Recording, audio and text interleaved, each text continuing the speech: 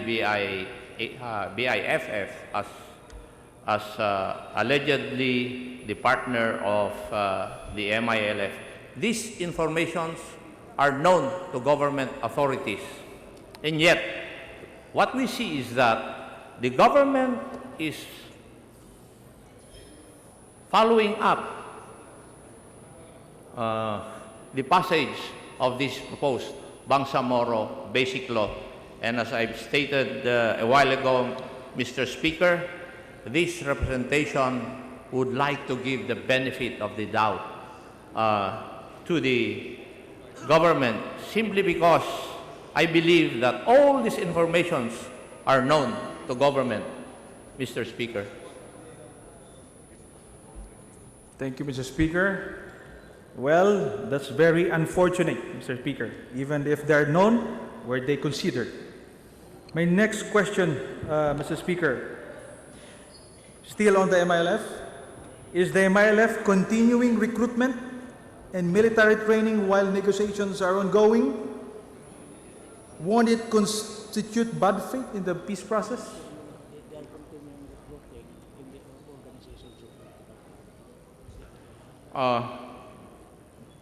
I think they are recruiting in order to beef up their own political party, Mr. Chair. Mr. Speaker, the MILF is clearly using the lull time as a result of the GPH-MILF ceasefire agreement to beef up its forces and arms in spite of the envisioned scaling down of its forces and firearms in the normalization process. These activities, which include the recruitment and training and preparation for the Bangsamoro Police Force, were monitored by intel units in Mindanao. And I am sure, as you have said, Mr. Sponsor, OPAP and CCCH know about this. Accordingly, the Coordinating Committee on Cessation of Hostilities has filed complaints against these violations by MILF before the IMT, which the MILF is supposed to have corrected. Mr. Speaker, the MILF has no legal basis to conduct the said training for the Bangsamoro Police Force yet. In this mode, the MILF may have doubled its strength in the guise of preparation for the Bangsamoro Police. This is clearly a double-edged sword because once BBL is passed into law, the MILF will have ready applicants for the Bangsamoro Police, converting BIAF members or the Bangsamoro Islamic Armed Forces members to Bangsamoro Police. On the other hand, if the law is not passed, such growth to the MILF ranks would surely pose a great challenge to our security forces once it decides on walking out of the peace table. Mr. Speaker. I respect your conclusions, Mr. Speaker, but I would like to believe, reading from the provisions of the proposed Bangsamoro Basic Law, that if ever it is true that they're recruiting members of the MILF to become the Bangsamoro Police Force, I think there is no provision which says so in the proposed Bangsamoro Basic Law, because it is my understanding that in the proposed Bangsamoro Basic Law, it would be the same PNP who would like to be assigned there, and that it would be the PNP that would recruit, hire, and deploy the PNP elements insofar as the Bangsamoro area is concerned. The MILF combatants would not convert itself into the Bangsamoro Police, Mr. Speaker. Mr. Speaker, my point is, habang meron po tayong negotiation and we have an envisioned scaling down of forces or decommissioning of the forces, patuloy ang recruitment ng MILF sa loob ng kampo nila na wala po tayong control. Hindi po recruitment for political purposes. They are basic military training. So habang hindi po tayo nagkakaroon, sinabi ho natin, there is a relative peace in the past 4 years. Wala pong kaguluhan with MILF. Yes, because we're not operating in their camps or their areas that they control. So habang walang operations, patuloy ang kanilang pag-recruit at pagparami. And for me, again, Mr. Speaker, it's a bad fate. It's a bad fate. But I would like to ask, again, Mr. Sponsor, nangyari po ang mamasapano, 44 po ang namatay.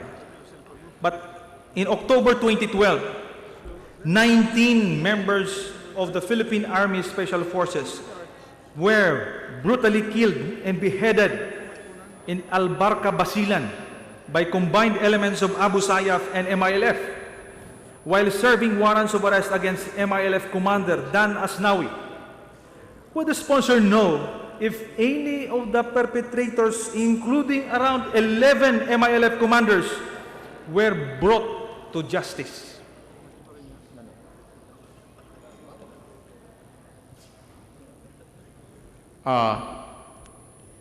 If by bringing them to justice is meant that they have been arrested and brought to court for the judicial process, I believe not, Mr. Speaker. Thank you, Mr. Speaker. Precisely my point, when they violated the ceasefire agreement at ang kanilang rason hindi nag-coordinate, pinugutan ng ulo ang miyembro ng Philippine Army, 19 of them. We just filed the complaint. Ang tanong ko ngayon sa ating gobyerno, hanggang reklamo na lang ba tayo? Hanggang filing of complaints na lang ba tayo? And still, the MILF would not surrender their forces involved in the killing of these troopers. Kaya nga ako, I'm very worried in this SAF 44. Kahit na magkaroon pa ng kaso, isusurrender ba nila? Then, kung ganito ang ating kausap, how much more? Pag meron na silang official, legal na mandato, patuloy pa rin ba tayo makikiusap? Kung hindi sila mag-cooperate sa atin, papatayin tayo pag nag-violate? Habang tayo ay ingat na hindi mag-cooperate sa area nila dahil sa peace agreement? And when we violate in their own interpretation, they're going to behead members of our security agencies. Yun po ang point ko, Mr. Speaker. Nakakalungkot po yan. Kasi para tayong bulag, na patuloy tayo sa pag-deliberate nito habang yung mga importanteng issue when it comes to trust and confidence are not yet met. Punta po tayo doon na sinabi ho kanina ng ating sponsor. Sigurado naman ho na alam ng ating gobyerno itong mga information. Now may question. Owing to the importance of the security aspect of the negotiations, would the sponsor know how many times the Government Peace Panel Chairman Marivic Leonen and Chairman Miriam Coronel Ferrer formally consulted the armed forces of the Philippines on the comprehensive intelligence update relating to Bangsamoro? Mr. Speaker, may I request for 1 minute suspension? I need to be comforted. I just want to go to the comfort room, Mr. Speaker. Session suspended. Thank you, Mr. Speaker.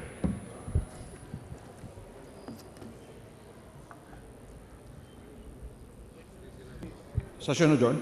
Session resumed. In answer to the query of my esteemed colleague from Magdalo, the OPAP is part of the security cluster.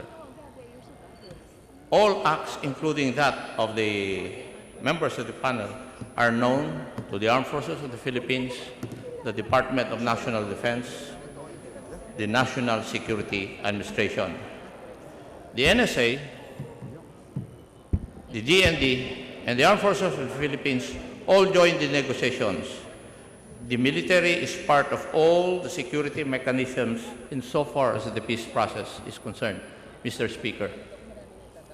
Thank you, Mr. Speaker. According to what I gathered former Chairman Leonen formally conducted consultations with Armed Forces of the Philippines only twice. Twice in 2011 and once in 2012. This is about the comprehensive intelligence update on the Bangsamoro. On the other hand, Chairman Miriam Coronel Ferrer not once has consulted the armed forces in this matter. The 3 documents submitted to her so far were on the issue of decommissioning of the Bangsamoro Islamic Armed Forces in the faction BIFF. There are, for the information of our colleagues, there are levels of intelligence reports. In the armed forces units on the ground, in this case, the 6th Infantry Division that covers Central Mindanao, in the 1st Infantry Division that covers the Southwestern Mindanao. And the area that covers them is the Western Mindanao Command. Then, after that, it goes up to the General Headquarters of the Armed Forces of the Philippines. Now, the OPAP is part of the security cluster. But there are no briefing when it comes to intelligence updates in the cluster. And I learned also, Mr. Chair and Mr. Speaker, that members of the executive department cannot speak, cannot go against the pronouncement and the policy of the president. And that they're saying, nalulungkot nga dahil hindi po sila makapagsalita. And I just want to point out, Mr. Chair, Mr. Speaker, that in spite of the statement of OPAP that they have been regularly updated, I think that is not the case. Because they always consider intelligence update as negative. Sasabihin nila, napaka-negative nyo naman. Wala bang magandang report dyan? Negative naman in-update nyo. So even if they are given intelligence updates from the ground, they are not appreciative of it. They don't consider this as an important factor in the peace negotiation. Kasi ang naisip po nila, ang timeline, dapat ma-accomplish po natin ito in spite of all the information given to them na kinukonsider po nila negative, pessimistic approach or information. Mr. Speaker, I respect the opinion of my esteemed colleague. But in all the numerous hearings and consultations conducted by the ad hoc committee wherein the Armed Forces of the Philippines, the NSA, and the other members of the security clusters were invited, what I heard was that they were all in support of the proposed Bangsamoro Basic Law. Mr. Chair.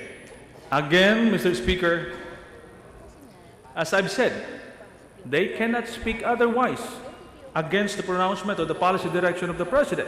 But I was hoping that they would be able to really inform decision makers about the real information coming from the ground. Kahit nga po, alam mo natin sa deliberation ng committee, nung unang nagkaroon po ng consultation, maganda pong discussion kasi candid. Sinasabi nila yung concerns nila about the BBL, the provisions of the BBL. Nakita ho namin na honest yung kanilang opinion. However, it was noted by the executive department. The next time na nagkaroon po kami ng hearing, ang lahat ng resource persons coming from the executive department, they are in unison. Pare-pareho sila lahat. We are supportive of the BBL. So paano po natin makuha ang tunay na information kung sinasabihan na po sila the only thing that you should say that you are supportive of the BBL? And that's the fact. That should be known to the members of this August chamber, Mr. Speaker. But nonetheless, ito nga, Mr. Speaker, with the indulgence of my esteemed colleague, may just answer the statements of my esteemed colleague from Magdalo. All or most of the resource persons involved, which or whom we have invited are members of the executive, it is expected of them to toe the line. Otherwise, if they want to criticize government, and if we look at the definition of loyalty, the first thing that they should do is to get out of the executive and to their heart's content, criticize government to which they belong.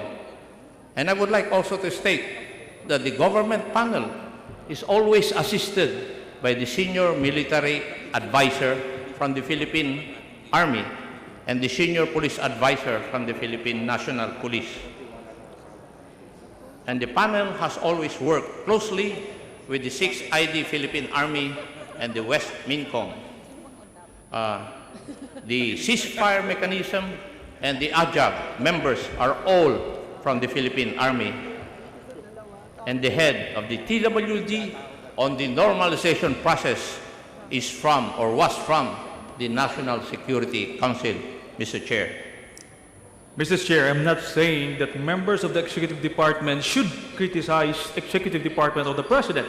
What I'm saying is that we should have gotten their opinion, their honest opinion on the provisions of the BBL, so that we will be able to intelligently discuss the BBL. I'm not saying that they're going to go against, they're going to criticize the president. And, Mr. Speaker, the members of the armed forces and the PNP in the OPA or in the panel, they're just for the purposes of liaisoning, coordination. They're not there to brief OPA about intelligence information coming from the ground. That's the function of the members of the armed forces and PNP for coordination and liaisoning purposes, Mr. Speaker. Mr. Speaker, as I have stated a while ago, if we look at the workings of the executive, under the principle of we have to keep the commander informed, I would like to believe that the members of the cluster committee, especially the uniformed services, would have given the commander-in-chief all the necessary informations that are needed in order for the commander-in-chief, who is the president, to come up with a very, very good decision, Mr. Speaker. Thank you, Mr. Speaker. I'm afraid that is not the case, Mr. Speaker, even if they are informed. One example, Mr. Speaker, as to the death of Basit Usman. There was a pronouncement from the armed forces of the Philippines that the death of Basit Usman was an internal issue. There was an internal issue in this shoot each other. It was an internal issue. However, Malacanang announced that it was the MILF who killed Basit Usman, and they said that that gesture contributed to the sincerity of the MILF, but in reality, it was not the MILF who killed Basit Usman. And as expected, the armed forces changed its tone, and they said that it was the MILF.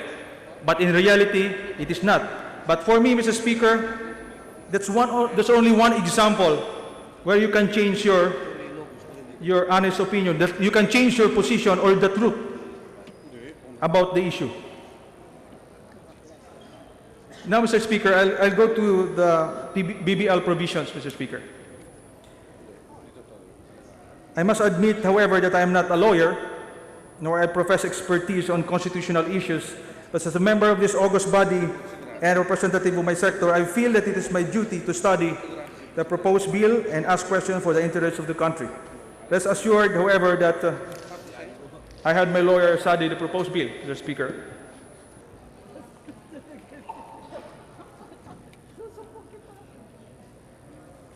This is about the Bangsamoro Police, Mr. Sponsor.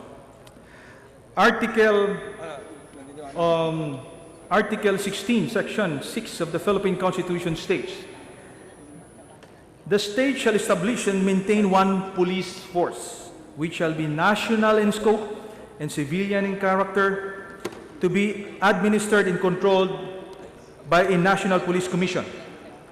The authority of local executives over the police units and their jurisdiction shall be provided by law. Mr. Sponsor, I would like to put emphasis on the national in scope provision as stated in the Constitution. Article 10, Section 2 of the House Bill 5811, second paragraph states, Bangsamoro Police shall be professional, civilian in character, regional in scope, effective and efficient in law enforcement, fair and impartial, free from partisan political control, and accountable under the law for its actions. It shall be responsible both to the national government and the Bangsamoro government and to the communities it serves. Now, Mr. Speaker, does this provision not violate the national in scope provision as stated in the Constitution? Does this mean that the members of the Bangsamoro Police may not be assigned outside of Bangsamoro or to other regions? Mr. Speaker. It is this humble representation's belief that the one national police, as mentioned in the Constitution, is not violated by Section 2 of Article 10, Public Order and Safety. Now, whether the members of the Bangsamoro Police would be assigned outside of the Bangsamoro Police, I would believe that they can be assigned outside of the Bangsamoro area, Mr. Chair. So I just would like to clarify, Mr. Chair, that the sponsor admits that member of the Bangsamoro Police could be assigned outside of the Bangsamoro area. Is that it, Mr. Sponsor? Yes, that is my statement, Mr. Speaker.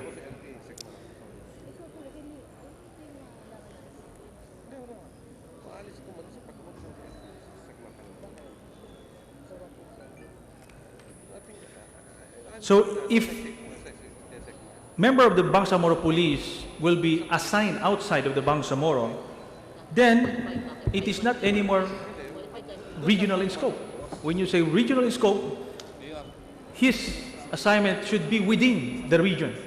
No.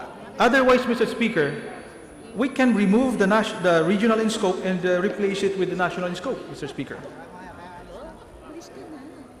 Mr. Speaker, what I stated is that a member of the Bangsamoro Police Force, if ever he's going to be assigned by the PNP authorities outside of the Bangsamoro Police, he will no longer carry the stigma or the name of being a Bangsamoro Police.